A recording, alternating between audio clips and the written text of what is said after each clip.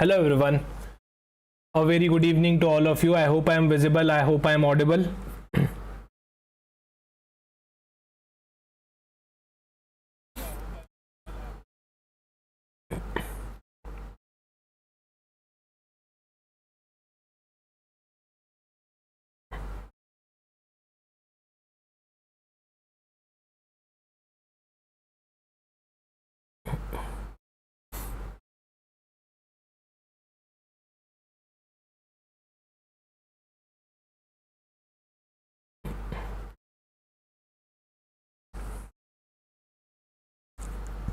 So welcome to Finance Current Affairs session.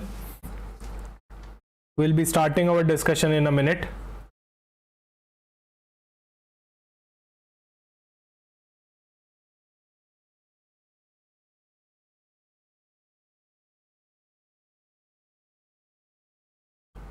Hello Sid, how are you? Good evening Mukund.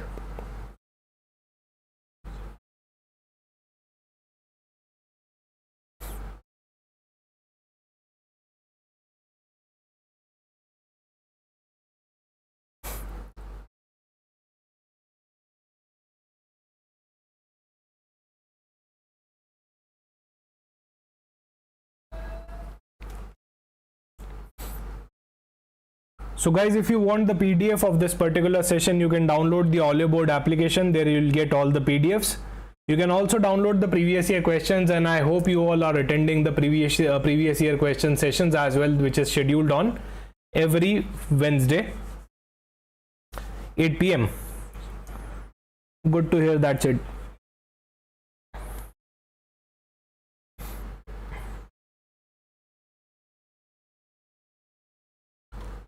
Okay, so the first finance current affair for today is SEBI extends the deadline for ODI framework compliance to 17th of November 2025. So the earlier deadline was 17th of May. Now they have extended it to 17th of November here. What is ODI? Offshore derivative instrument. What is ODI? Offshore derivative instrument. Okay. Reason of such extension, obviously smooth implementation of the new regulation, so it takes time sometimes. Very good evening everyone. So देखो offshore derivative instrument क्या होता है? What do you mean by offshore derivative instrument? So ODIs are financial instruments used by the foreign investors to gain exposure to Indian securities without directly registering it with SEBI.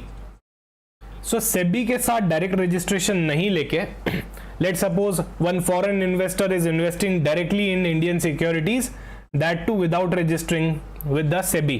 Now they are also called as participatory notes. Okay, ODIs are derivative contracts issued by the FPIs. So FPIs are issuing the ODI, right, to overseas investor. Let's take an example. An FPI is there who is issuing ODI to foreign investors.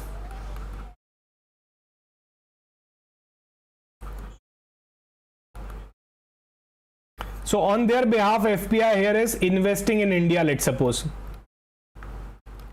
right? And this particular share is the underlying of this ODI, overseas derivative instrument. Yes, P notes, right?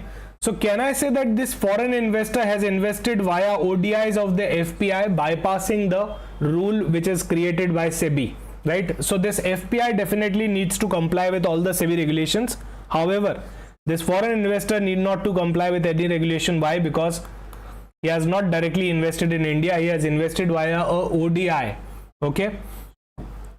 So the example is also here. Suppose a hedge fund in Cayman Island wants to invest in Infosys shares but doesn't want to register with SEBI. So what they can do is they can invest in the ODI securities offered by FPI, right? And FPI will invest in India. Sir RBI annual report का class कब लोगे? Most probably कल ले लेंगे. ठीक है, most probably कल ले लेंगे. ठीक है, आपका आरबीआई का एनुअल रिपोर्ट आ चुका है, बहुत इंपॉर्टेंट रिपोर्ट है एग्जामिनेशन के लिए, डेफिनेटली कल ले लेंगे. ठीक है. So can I say that this particular investor has bypassed the SEBI regulation via investing in ODI through a FPI, right? So FPI will be definitely needs to follow all the rules and regulation. However, this foreign entity need not follow any regulation here.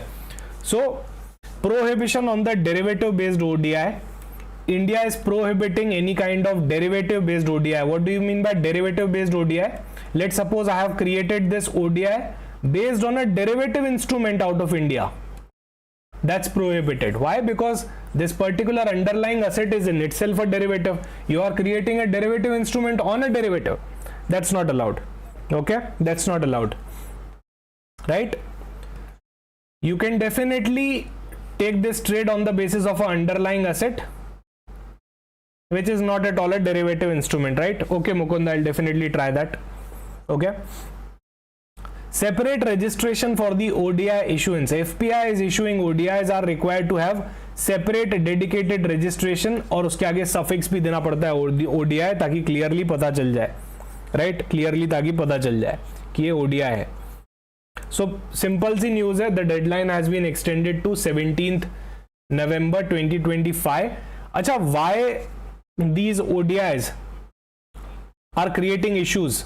Because of the anonymity of the ultimate beneficiary owner. Let's suppose a foreign investor from a foreign country is investing in FPI ODIs, right? Now India don't know who actually is behind the scene, who is the actual beneficial owner here, right?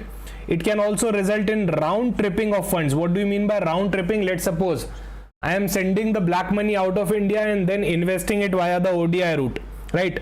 So this money is again coming into India via legal channel because we are not at all aware of the beneficial owner here, right? It can create market volatility as well. Why? Because the ODI holder can quickly enter and exit the market without the regulatory restrictions that are there in FPIs, on FPIs, right?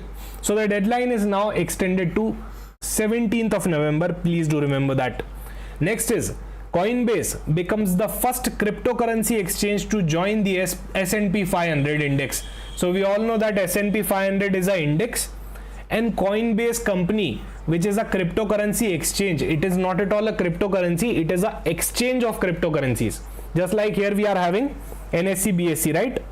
So this is a exchange of cryptocurrency. It has joined S&P 500 index. Now what happens when a particular company joins an index?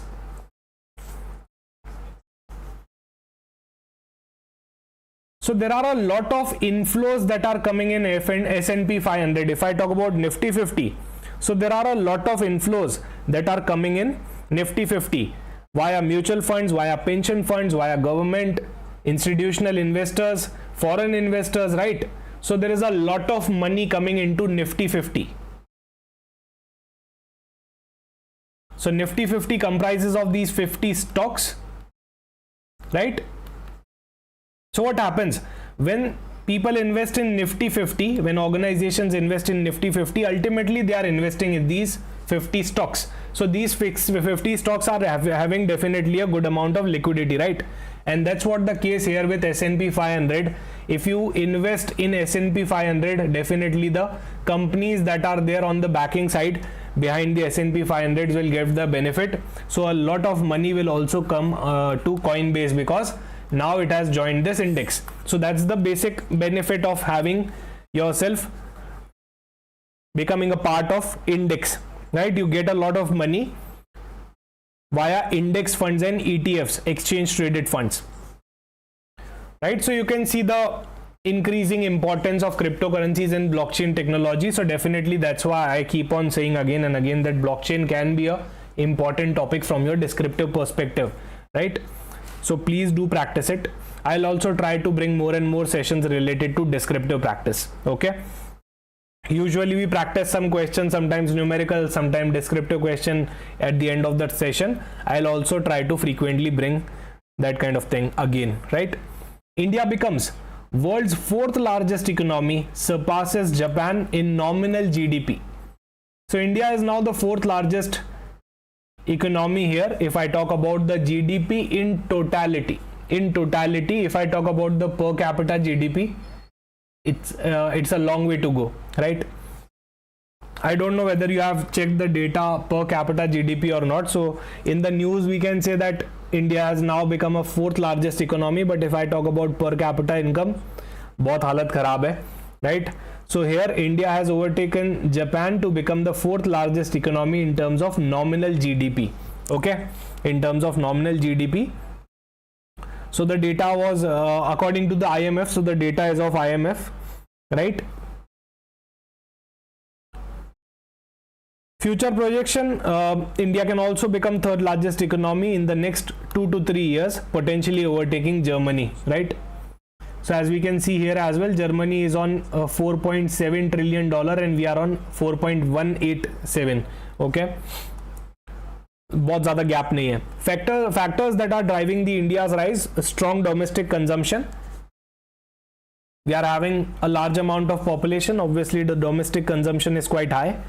Robust export performance, structural policy reforms like Make in India program, right? Demographic dividend.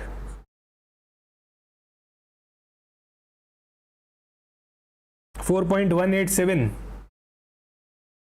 Yes, it's 4.187 only. We can see in the image as well. Here it's rounded off, right? ये थोड़ा round off कर दिया यहाँ पे, तो है वो 4.187 ही. ठीक है ना?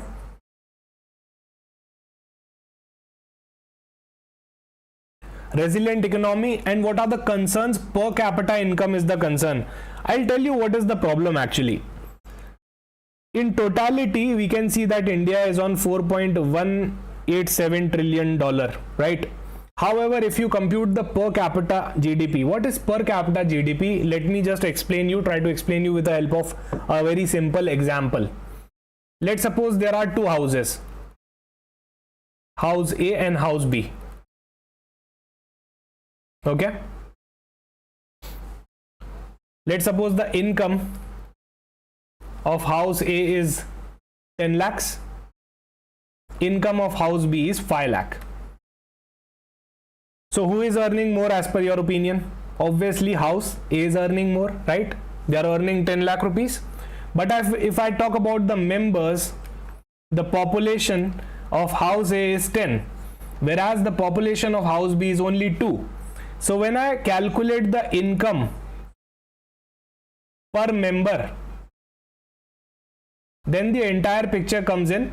Here it's 1 lakh rupee per person, but here it's 2.5 lakh rupee per person. So are you able to understand what I'm trying to tell you? This data is of GDP, right?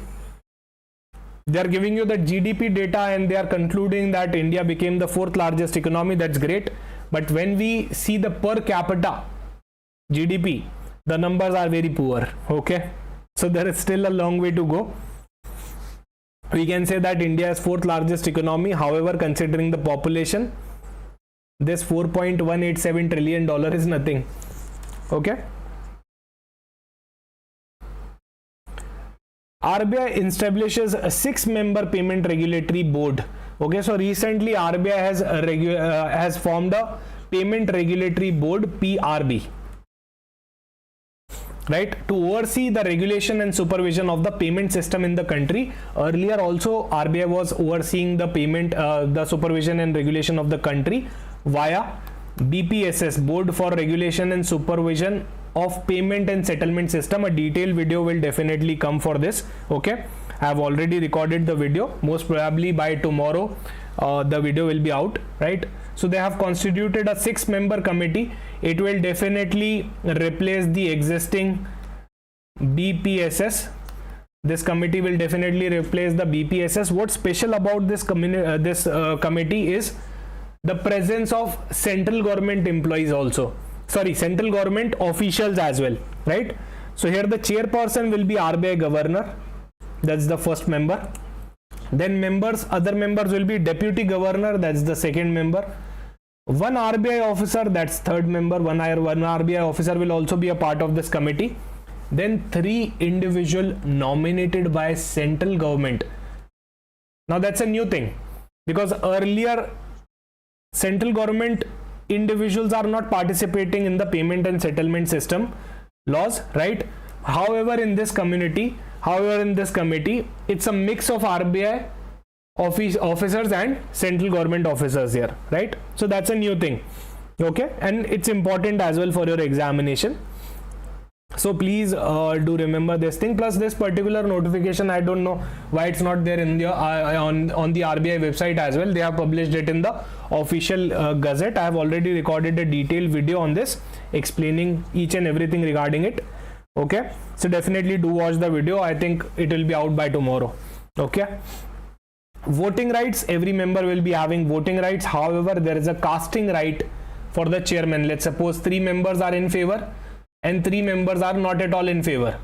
So what will happen? It's a tie. So here chairman can definitely cast a casting vote, additional vote, right? Meeting, they need to mandatorily meet at least twice a year. That's important. Okay, you need to know the composition. 3 members from RBI, 3 members from central government. The chairperson will be RBI's governor, right? Okay, so the tenure of the members will be 4 years. They are not at all eligible for renomination. They won't be eligible for renomination. The tenure will be 4 years, right? They can definitely resign before the 4-year tenure by giving a notice period of 6 weeks. Okay, so you need to remember this timeline as well for this particular news. And the quorum of the meeting, again, it is important. They need to meet twice a year. What will be the quorum? What do we mean by quorum? Minimum number of members that are required to start a meeting, right? Hold a meeting.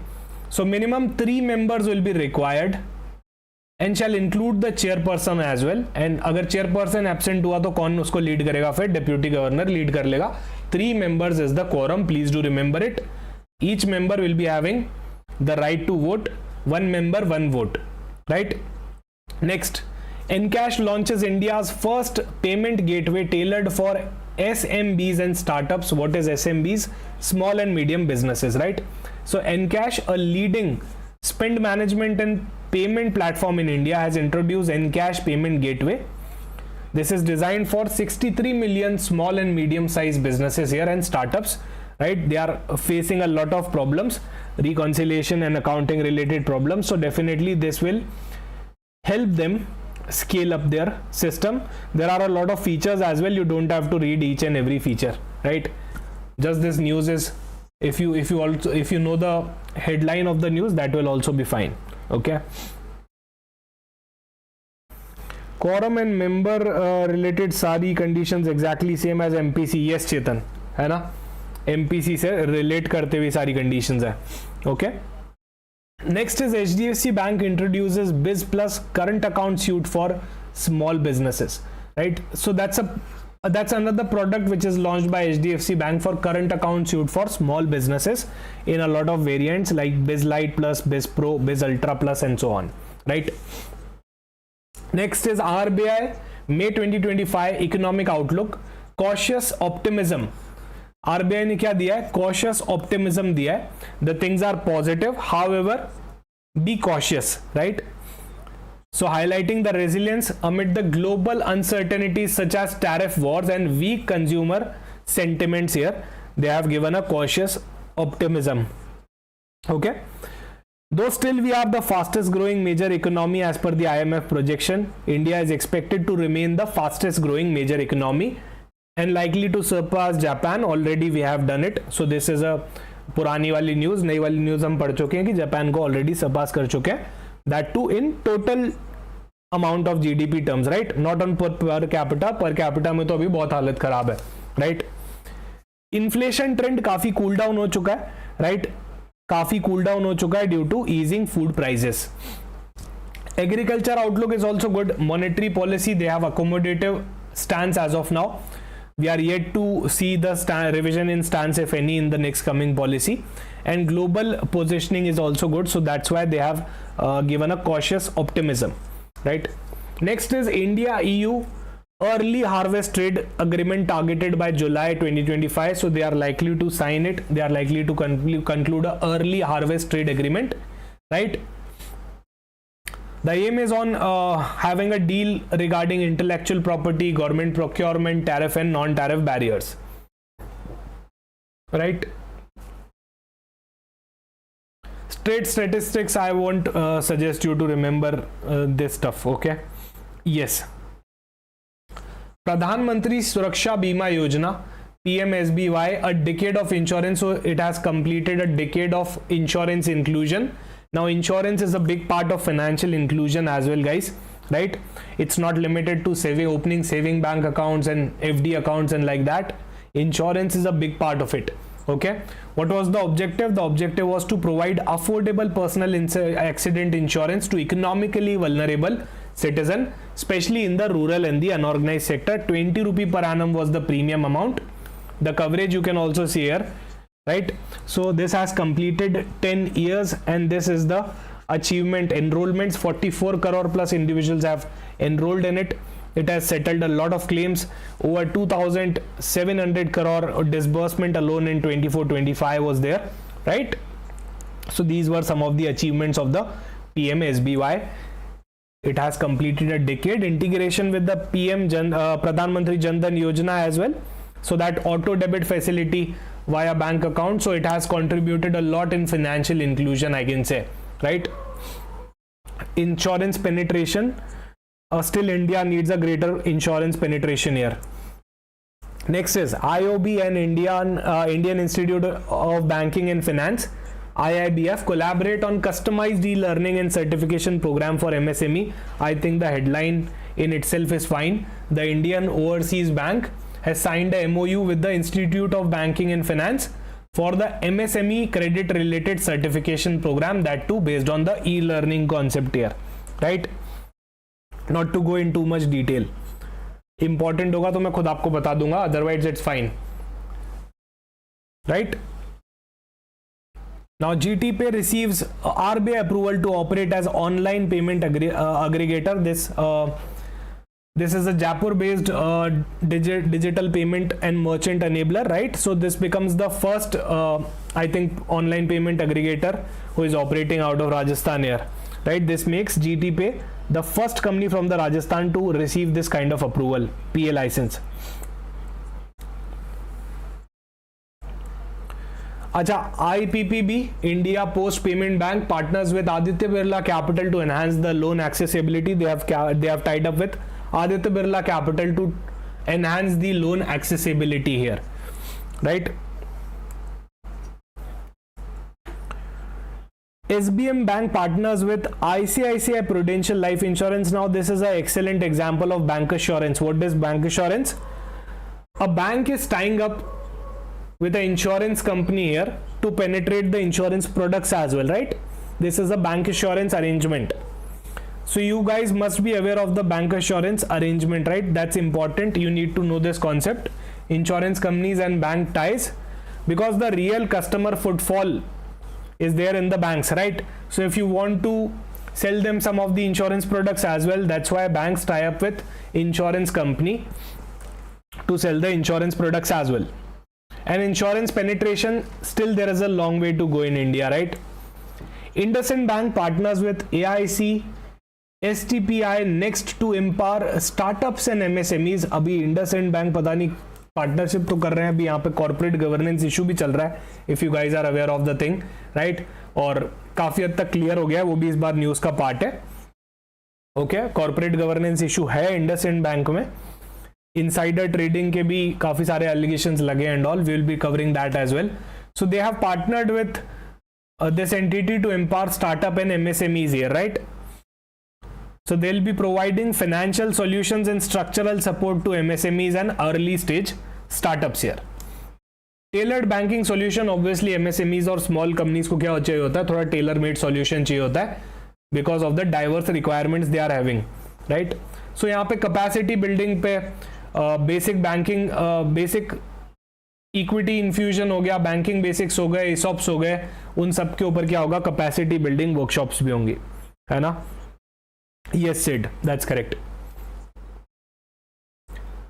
ICRA projects India's Q4 financial year 2025 GDP growth at 6.9%, full year expansion at 6.3%। अब देखो यार बहुत सारे growth rate के estimation आते हैं, EY ने भी निकाला, ICRA ने भी निकाला है ना, बहुत सारी ऑर्गेनाइजेशंस ने, फिश रेटिंग ने भी निकाल दिया है, ठीक है। तो आपको मेन रीजंस पता होने चाहिए, प्राइवेट कंजम्पशन एंड इन्वेस्टमेंट, बाकी आपके एग्जाम से जस्ट पहले का डेटा पढ़ेंगे, right. Decline in the outward remittances under LRS, LRS के अंदर जो आउटवर्ड रेमिटेंसेज होती है इनके अंदर डिक्लाइन है, right. The India's outward remittances under the LRS has decreased by 6.85% year on year basis. So now we are standing at $29.56 billion in financial year 2025. Earlier it used to be 31.73 billion. It's down by 6.85% here, right? Though there is a monthly growth, however, year on year basis it has declined, right? And the monthly growth is due to increase in the international travel segment, right? So if I talk about the overall performance, then I can see that medical treatment has dropped by 56+% year on year basis, right? Overseas education, maintenance of close relatives, इनके अंदर भी काफी अच्छा खासा decline है, right? Surge in the NRI deposits, financial year 2025 के अंदर 9.9% growth is there. If I talk about the NRI deposits, now there were a lot of news coming around NRI deposits till March 2025. I think RBI has increased the rates on FCNR deposit account as well, FCNRB account, right? So how many of you know what is FCNRB account, non-resident external account, non-resident ordinary account, FCNRB, NRE account, NRO account? So you need to remember the meaning of these accounts, okay? We need to know the dynamic part as well as the static part. What is the static part here? This is the dynamic part कि ये growth हुआ है यहाँ पे 9.9% का. What is the static part here? देखो समझना बात को. Let me just quickly summarize for those who are not knowing this stuff. Let's suppose a NRI is living in United States, right? हाँ सारे बोल देंगे, ठीक है, तीनों बोल देंगे, सिर्फ FCNR क्यों? Let me just quickly cover 3 of them, right? वैसे एक डिटेल्ड वीडियो मैंने बनाया हुआ है, आप वो वीडियो भी देख सकते हो, रिकॉर्डेड के अंदर आपको पूरा वीडियो मिल जाएगा FCNR पे, NRE, NRO पे. Still I will summarise it with the help of an example, right? So let suppose मैं USA में रह रहा हूँ, I am NRI. So in that case I am having dollars, right? Let suppose I am earning salary in USA. I want to open an account in India. I can open a NRE account, non-resident external account, because the external money is coming in India. NRE account, right? External money है. अब मान लो मैं हूं NRI पर पहले तो India में रहता था, so I am having a house in India and I am earning rent out of it. Let's suppose 1 lakh rupees per month. So I need to open a NRO account because this is a ordinary income. This is not at all a external income. This is a ordinary income. That's why the name says it all, non-resident ordinary account, right? This is fully taxable. This NRE is not at all taxable because I must have already paid the tax in United States, right? And I am bringing dollars in India. So definitely Indian government मुझसे tax नहीं लेने वाली, right? यहाँ पे अब क्या challenge आता है, इन दोनों के अंदर पैसा आपका रहता है रुपी में, INR में, बट आई एम तो living in United States, right? So the only nightmare I am having here is कहीं रुपी गिर गया तो, कहीं रुपी गिर गया तो मेरा पैसा भी गिर जाएगा, because at the end of the day I will convert it into dollars because I live in United States, right? So in order to counter that there is a facility of FCNRB account as well. I can deposit the money in dollars. This is a FD account. I can say this is a term deposit account. This is not a saving. This is not a normal demand deposit account. This is a term deposit account. Minimum tenure is 1 year. Maximum tenure is 5 years. तो basically मैं क्या करूंगा, FCNRB account खुलवाऊंगा और dollars में उसकी FD करवा दूंगा, right? So I am not prone to foreign currency fluctuations.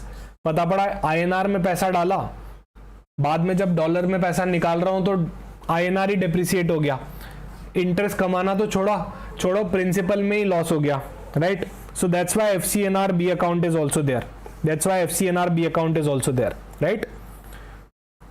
And if you want to watch the detailed video is there. तीनों अकाउंट को बहुत ही डिटेल में एग्जांपल्स दे के कवर किया हुआ है, राइट. आप वो भी देख सकते हो.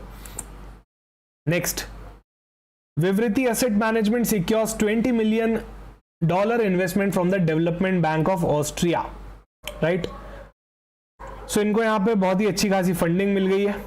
$20 million की इन्वेस्टमेंट मिल गया है. कहां से? डेवलपमेंट बैंक ऑफ ऑस्ट्रेलिया से, ऑस्ट्रिया से, right. So this initiative is this definitely initiates, this will be providing help to debt financing to mid market enterprises in India, focusing on the sectors that promote sustainable development and financial inclusion. तो इसका यहाँ पे induce क्या होने वाला है? Sustainable development and financial inclusion के अंदर यहाँ पे यूज होने वाला है.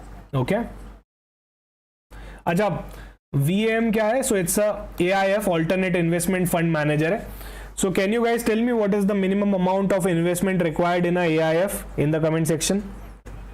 What's that amount? Minimum amount which is required in the AIF. बहुत ही सिंपल है. अगर आपको AIF में इन्वेस्टमेंट करना है तो कितना चाहिए? What is the amount? Yes, 1 crore है ना. 1 crore is the bare minimum for AIF. 50 lakhs for PMS, 10 lakhs for SIF and mutual fund. तो अभी छोटी SIP का कॉन्सेप्ट भी आ गया है, तो वहां से तो आप 250 में भी चालू कर सकते हो, है ना. Next, RBI transfers record 2.69 lakh crore dividend to the government of India for financial year 2025. So RBI ने यहाँ ट्रांसफर कर दिए हैं 2.6 लाख करोड़ का dividend to government of India for financial year 2025. This is a 27% increase as compare to the previous year, right. अच्छा, पैसा आया कहां से? तो foreign exchange operation. RBI has participated in a lot of foreign exchange market selling, right? So that's why they have gained a lot from foreign exchange operations here. Interest income भी आती है RBI के पास में, और seigniorage again is a source of income. So economic capital framework, इसका भी revision हुआ था.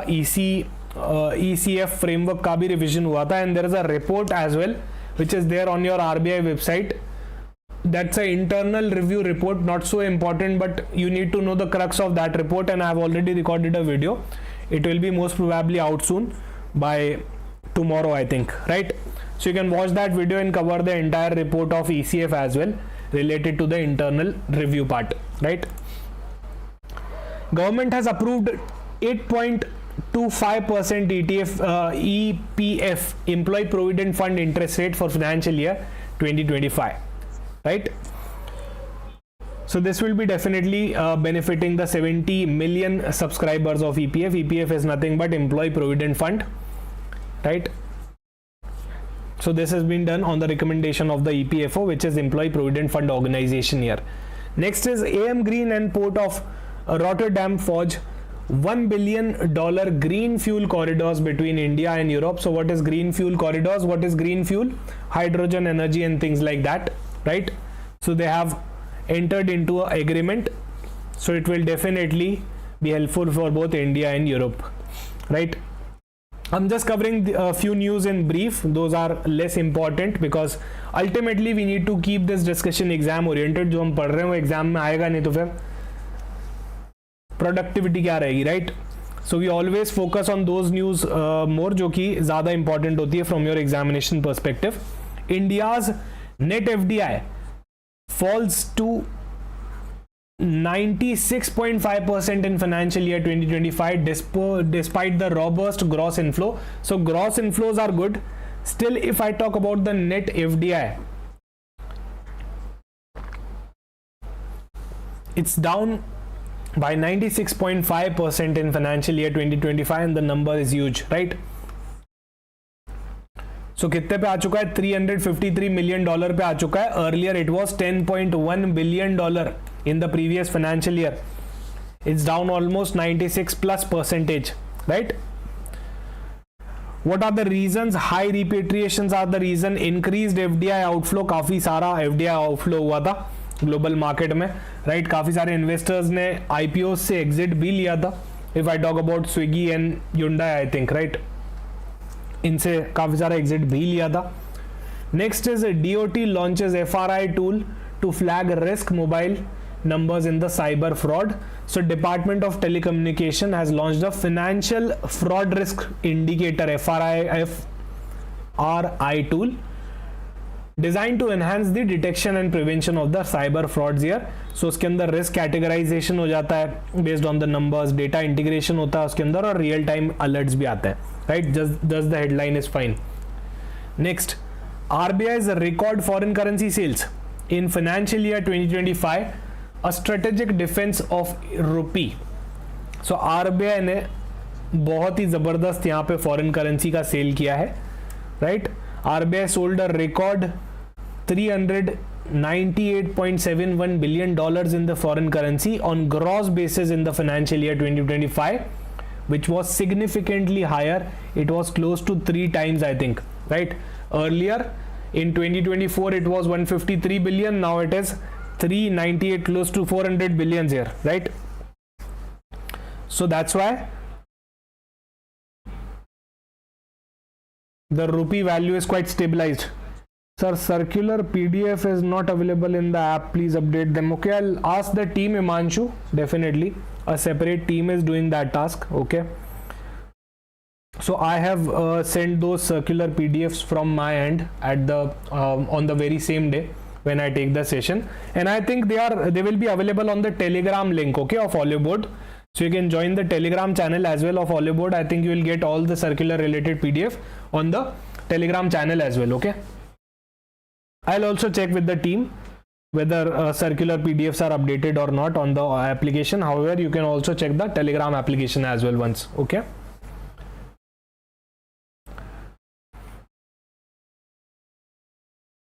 Right, so basically this number is the highest till now. They have aggressively sold the foreign currency here in 2025, and this has been done in the later half, right? They have mostly sold the foreign currency from October to March, right, for firefighting purpose as well. You all know that dollar was strengthening. That's why RBI has done that. Why? Because we follow a dirty float system, right? हाँ हिमांशु, एक बार Telegram पे भी check करना है ना, most probably वहाँ पे आपको सारे मिल जाएंगे, नहीं तो definitely I update the team.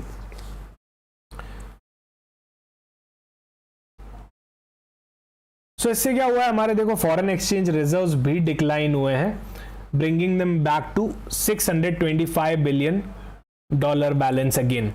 Next is Niti Aayog urges states to facilitate and finalize the intermediate climate goals for 2030 and 2035.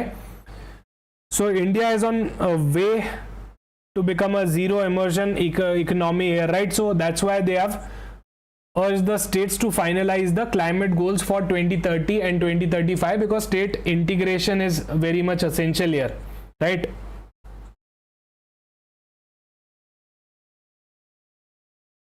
Yes Mukund, that can be also an impact, right? उससे भी बहुत जबरदस्त impact आया है ये strengthening of dollar, right? So we are preparing basically for a low carbon development strategy here. That's why Niti Aayog has urged the states to quickly finalize the climate goals. The priority sectors are obviously clean energy, electrification, right, energy efficient buildings and so on. Why it matters, why involvement of states matter? Definitely it's very crucial. Around 60% of the India's carbon emissions are linked to state level policies, right? So state involvement is very essential here. Decentralized planning, so it looks as a decentralized planning here, that we are giving state the ownership to have the ownership and fix accountability for it, and global positioning. So these are the 3 reasons why it matters, right? State level policy is very essential here. Government restores the RODEP benefit for special economic zone EOU export units, right. So advance authorisation holders हो गए, EOU हो गए, right, SEC हो गए. Basically these are exporting units who have a special place, right? So what is the full form of this? Remission of duties and taxes on exported products. So they will get back the benefit of duties and taxes they have paid it, right? Government has restored this benefit. I think even if you know this much, that's fine, right? Next is Jio BlackRock receives SEBI approval to launch the mutual fund business. You all know that they have done a partnership, right? It's a 50-50% joint venture here. Reliance Jio and US based BlackRock. BlackRock को कौन नहीं जानता यार, सबसे बड़ा fund है world का, US का नहीं. So they have received a final approval from the Securities and Exchange Board of India to launch a mutual fund business in India. So अब यहाँ पे मोटा भाई इसके अंदर भी एंटर कर चुके हैं, right? It's a strategic partnership. They'll be launching a lot of mutual fund related products here. Okay. India's life insurance sector is growing at 10.5% CAGR, double the global average. The global average is usually close to 5%, and India's life insurance sector is growing at 10.5%. I'm talking about the life insurance, right? So it's as per the Alliance report. The CAGR, compounded annual growth rate, is 10.5%.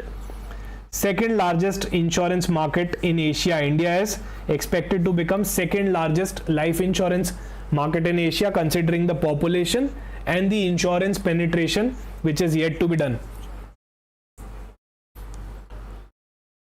Some challenges are per capita income is still slow, right? However, the local consumption here is, domestic consumption is strong, government support is there, and FDI reforms in the life insurance segment has also been done.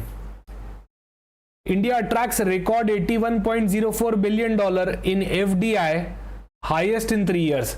So FDI, foreign direct investment की अगर मैं बात करूं तो वहां पे $81.04 billion का यहाँ पे इन्वेस्टमेंट आया है FDI के अंदर, फॉरेन डायरेक्ट इन्वेस्टमेंट, जो कि 14% ज्यादा है as compare to previous fiscal year, right, highest in the 3 years. So the driving reason is obviously service sector. Service sector accounts for 19% of the FDI inflows, right, followed by manufacturing and computer software and hardware here. Leading source country is Singapore this time. Singapore has contributed 30% of the FDI flow, and if I talk about the state, then definitely Maharashtra is way ahead of other states, 39%.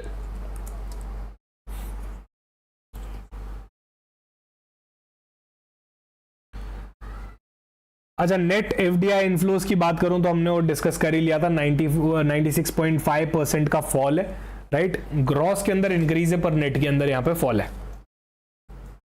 Next, India's industrial output slows down to 8-month low of 2.7% in April 2025. So earlier we used to have 5.2%, right? In March it was 3.9%, and now, as of now, it's 2.7% in April 2025, which is a 8-month low. Okay, it's a 8-month low. Sectoral performance, so manufacturing has expanded by 3.4%, right? Consumer durable has increased by 6.4%. SEBI bars former IndusInd Bank CEO and 4 executives for insider trading. I already told you that SEBI has identified some kind of insider trading issues, so that's why they have barred the CEO and 4 executives from trading stuff as of now. Definitely there will be a lot of penalties here, right, because that particular non-compliance related to the RBI guidelines was looks intentional. Okay, rather than a mistake, it looks intentional, and they have traded at that time as well. Next, RBI has recently released the annual report. We'll be definitely having the session around annual report as well, right? That will be important for your examination perspective as well, so stay tuned. There was a 616th meeting of the Central Board of RBI, obviously regarding the economic capital framework, right? Economic capital framework. They have revised it. The contingent risk buffer is now been, the upper limit is 7.5%, right? 7.5% is the new limit here. What were the highlights of the ECF framework? They will be considering the off-balance sheet portfolio as well for the computation purpose. What is off-balance sheet items? Contingent liabilities basically, right? Risk emanating from contingent liabilities. There is no change in the credit risk and operational risk. It is fine. There is no change in it, right? And they have introduced a 6 plus minus 1.5% as the buffer, right?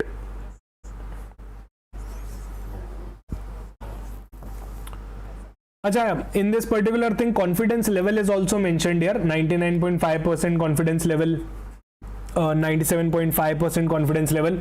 So 99.5% confidence level means 99.5% we are sure that the loss won't exceed the planned, right? There is a 0.5% chance that it can go beyond that. So 99.5% is good. It's a more conservative measure as compared to 97.5%. Okay, I will definitely bring up detailed video on this as well. So I have already covered in that ECL report video, right, which will be most probably out by tomorrow, right?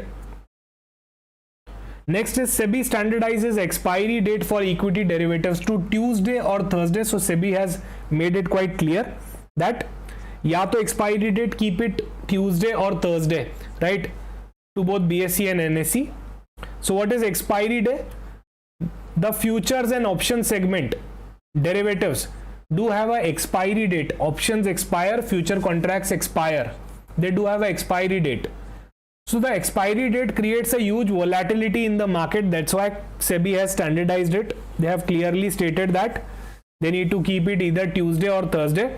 And if they want to change the date, then definitely SEBI approval is required here. That's compulsion, right?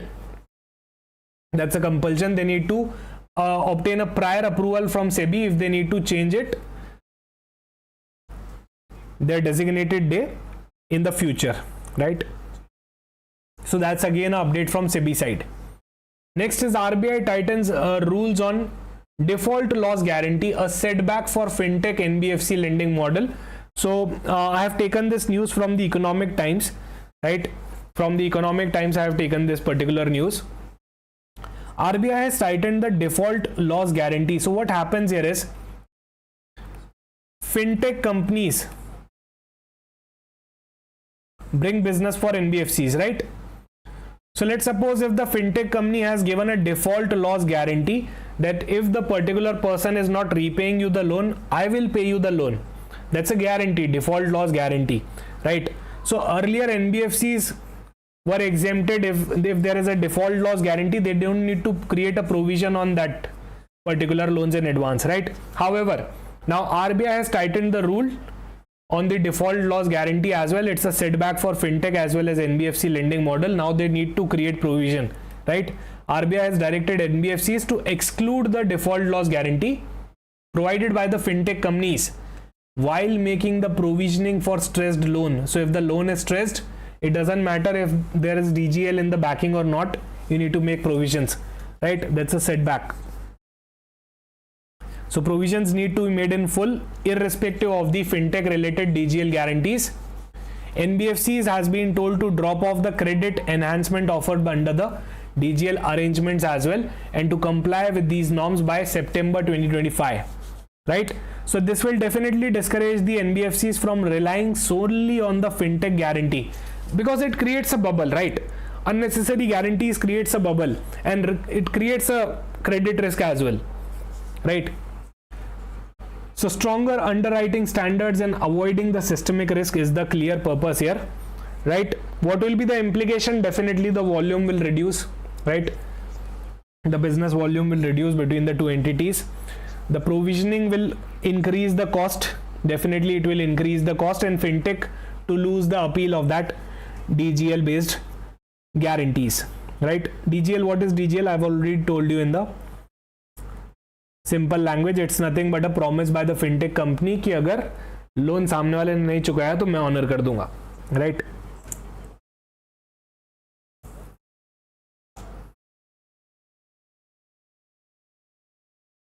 Okay, so this was a editorial page पे आया था economic times के, I think, right है ना? Widen the net but hold the safety line in the economic times.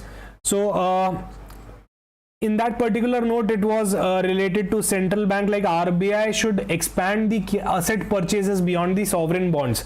They are purchasing the sovereign bonds. So here it was mentioned that they must retain strict safeguards to ensure the financial stability, and they should widen the scope of investments, right? Because as of now they are clearly focused on the sovereign bonds. They need to widen the base to other NBFCs and MFI based bonds as well. Okay, so this was an editorial summary. You can read it later on as well. Okay, so some precautions were mentioned. So usually I consider these articles from Economic Times as well, and Live Mint is already being covered in the live sessions on YouTube, right? Next is RBI is considering the term deposits of less than 7 days to boost liquidity. We all know that as of now, FDs, the term deposits can be, we need to open at least 7-day term deposit, not less than that. However, RBI is considering that to revise that to a lesser duration than the 7-day as of now. They just want to increase the liquidity, right? They want to offer term deposits with maturities less than 7 days as well to increase the deposits in bank due to the liquidity issues we have recently faced in the banking channel, right? The current is 7 days. We all know that. We have read the deposits and interest on deposit wala direction. It was clearly mentioned in that as well, right? So they are considering to shorten the time period as well as of now. It will definitely improve the deposit growth. It will definitely be helpful for asset liability management as well, right? And cater to the diverse consumer needs, because not everyone, a few people need shorter durations as well, right? Those who are investing in liquid funds and stuff like that, they try to invest in for less than 7 days as well. So definitely it will be a new avenue as an investment in the banking channels as well, right? Okay, RBI safety net may soon extend to NBFCs and mutual funds as well. So we have heard that RBI is the lender of last resort, right? RBI is the lender of last resort. So definitely the lender of last resort tag will be soon extended to NBFCs and mutual funds as well. They are doing it to provide an emergency liquid support here, right?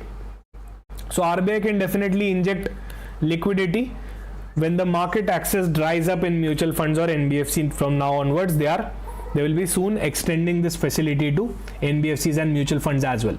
Okay, so because we have seen big failures in 2008 as well, and everything is linked, right? Mutual funds, NBFCs, all are linked to all the financial institutions, to the entire economy. So that's why they are trying to extend the scope here, not just to limit for few, but let's do a wider coverage of NBFCs and mutual funds as well, considering the importance, right? However, some possible restrictions might be imposed, like they can only allow the systematically important NBFCs as of now, right? Not open to all, but only the systematically important NBFCs as of now. They can definitely impose strict eligibility norms, right? If not systematically important, then they can restrict it to strict eligibility norms as well, right? So yes, it's yet to be announced, but yes, they are definitely on their way to extend this facility. Next is RBI's dollar purchases in March hit a 4-year high to infuse the banking liquidity. Why? Because of the swaps arrangement that RBI has entered, right? INR USD swaps arrangement, right? So definitely RBI has made an effort here to inject the immediate liquidity in the banking channel via swap. right? RBI conducted $3 rupee buy sell swap between January to March that totaled $25 billion. That's huge. To offset the tight liquidity conditions here, right?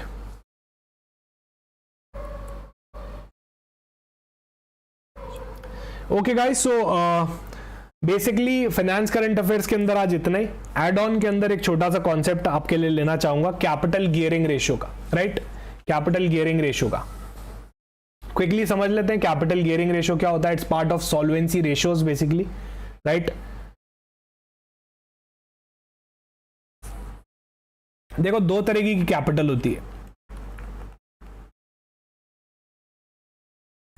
Equity share capital, preference share capital. Equity share capital is a variable nature capital. Why? Because the dividend I need to pay on equity share is not at all fixed, right? However, the dividend that I need to pay on the preference share capital is fixed. So can I say that this is a fixed dividend bearing capital? However, equity share capital is a variable dividend bearing capital. पैसा हुआ तो equity को दूंगा, नहीं हुआ तो नहीं दूंगा. Preference को देना पड़ेगा, I need to compulsory pay it, right? So capital gearing ratio shows the proportion of fixed interest and dividend bearing capital to equity shareholders fund. आपकी fixed capital कितनी है as compared to your variable capital? So capital gearing ratio नाम से tough लगता है. However, if you remember it like this way, fixed to variable capital ratio, then you can easily remember the formula in the examination. Now, what are the fixed capitals? Preference share capital. If I talk about debt, that's again bonds. I need to pay fixed interest on it. Debentures, term loans. So these are my fixed interest bearing capital. This is my fixed dividend bearing capital, right? As compared to that, what is my variable nature wali capital on which I don't have to pay, I don't have any obligation to pay any kind of interest, nor I need to pay any kind of dividend? That's my equity share capital, equity shareholder fund, right?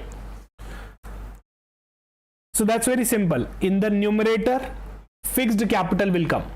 In the denominator, variable capital will come. Okay, let's do a numerical quickly on this. So we can see the extract of balance sheet here. Here is the extract of balance sheet. We need to calculate the capital gearing ratio. In the numerator, I'll be taking the fixed capital, right? So here I can see that in the shareholders, we are having preference share capital, equity share capital. Preference share, as the name says it all, they are having a preference. And we can see 5%, that means it's a fixed obligation, right? It's a fixed obligation. So preference share will be in the numerator. It's a fixed dividend bearing capital. In the reserves and surplus, there is general reserve surplus. In the non-current liability side, I'm having 6% debentures. Again, it is a fixed obligation. I need to pay fixed interest on this debenture, 6%, right? That's a fixed interest bearing capital. Current liability matter nahi karta because in solvency ratio we don't consider short term things, we only consider the long term things, right? So one aspect here is sorted. My numerator is sorted. Now I need to have a look at the denominator. In the denominator, I need to consider the equity share capital. So here the equity share capital is 4 lakh. What else comes in equity? Reserves and surplus, general reserve, it is also a part of equity. Surplus, it is also a part of equity, because all the reserves which are free reserves, they belong to the equity shareholders only, right? So what will be the answer here? 4 lakhs divided by 8 lakhs, right? 4 lakh divided by 8 lakh, which comes to 0.5. That's my capital gearing ratio. अब क्या बता रहा है capital gearing ratio? ये बता रहा है कि fixed interest and dividend bearing capital कितनी है और वेरिएबल इंटरेस्ट बियरिंग कैपिटल कितनी है, उनका रेशियो क्या है. So I can say that if I have invested 1 rupee in my equity, if 1 rupee is my variable nature wali capital, in that comparison I have only half of it in the fixed interest and fixed dividend bearing wali capital. जितना owner का capital है उसके comparison में fixed वाला capital सिर्फ आधा है, half है.